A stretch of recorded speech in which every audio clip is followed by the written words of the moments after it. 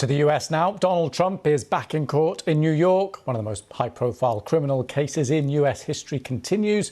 Now, prosecutors have asked the judge to punish the former president for violating a gagging order. They presented several of Trump's social media posts, which they said criticised witnesses and others involved in the trial. Trump insists he has the right to free speech.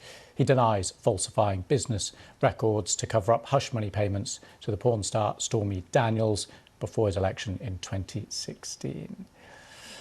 And we do have these live pictures from outside the court, well, next to the court. Just want to explain, many courts, of course, in the US have cameras inside to film proceedings, not this one. This is just outside the court where we do see Donald Trump come and go before and after and often speak to the media from there. But just a reminder, there is a stills photographer inside court, so we do get still images of Donald Trump, but no video feed from inside the court. Right, we can speak now to Nima Rahmani, former US federal prosecutor and president of West Coast Trial Lawyers. Thank you very much for coming on the programme. Thank you for having me. So let's get on to this morning's proceedings. Not really the trial proper, but they were considering this gagging order. Donald Trump making social media posts that the prosecution argue break that gagging order. Talk us through it. What do you make of it? Well, Donald Trump has violated the gag order at every possible turn. And the question is Judge Merchan actually going to enforce that order, put some teeth into it? Every judge that has presided over one of Donald Trump's trials has really been all bark, no bite. In the civil fraud case, for instance, Judge Engoron fined Trump $5,000 and $10,000.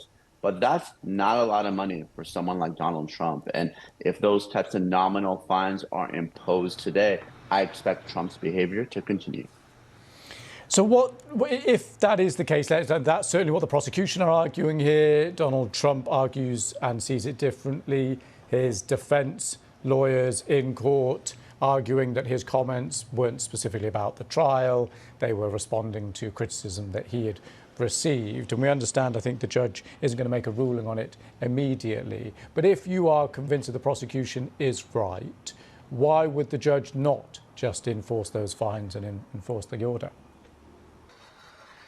The issue is holding Donald Trump in contempt and potentially jailing him. Now, that would be obviously unprecedented. It may lead to civil unrest. But after a certain point, when Trump's violations of these orders continue, and it's clear that they're intentional and that they're going to occur on a daily basis, the judge has to do something if he's really going to protect the integrity of these proceedings. I see. Well, we know that stage, that kind of admin process has finished. Donald Trump is back in the courtroom. We're looking now at the next phase, the continuation of the first witness in this trial. Talk us through the significance here. David Pecker was the prosecution's first witness, and it was an interesting choice.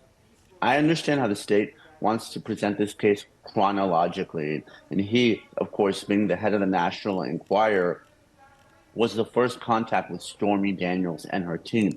The issue with his testimony, though, is he's an alleged co-conspirator in this criminal activity, and he's testifying under a grant of immunity. So the defense is going to be able to come after him and say that this is all made up and that this is perjured testimony to save himself, and that he's doing it to try to sell more magazines. So the cross-examination of this witness is going to be very interesting. Interesting. Well, that should be coming up. What do you make overall of the state of this trial, how it's been handled so far?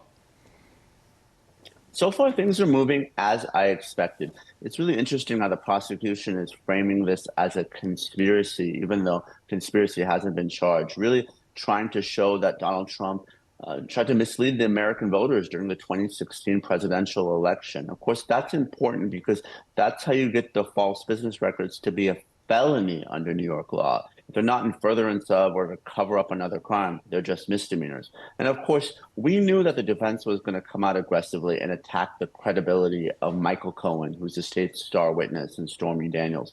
But something interesting came out during their opening statement yesterday. They talked about Donald Trump's accountant and how he booked these payments to Michael Cohen. I think the defense is going to try to pin this case on him and make him the fall guy.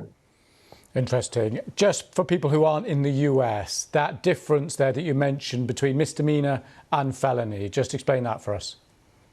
Of course, each state's laws are unique. So, for instance, we don't have cameras because New York is one of 2 states that doesn't allow cameras in the courtroom. And under New York law, false business records are just a misdemeanor, so not a serious violation. So, if Trump paid Michael Cohen $420,000 and booked it as a legal expense when it wasn't, that's just a misdemeanor. But it can become a felony, which is a more serious charge if the false business records were in furtherance of or to cover up another crime. That's why the prosecution is arguing that those records were actually an unlawful campaign finance contribution or an attempt to mislead the American public during the 2016 election. So because that's a separate crime, that would be a felony. Niyama Rahmani, thank you very much for coming on the programme and talking us through your analysis of those proceedings so far. Really appreciate your time. Thank you. Of course, my pleasure. I'll just take you back live to New York, that live feed that we have inside the courthouse, not inside the courtroom, as I mentioned, but we are now expecting the cross-examination of the witnesses, the first witness who did start yesterday, resuming today.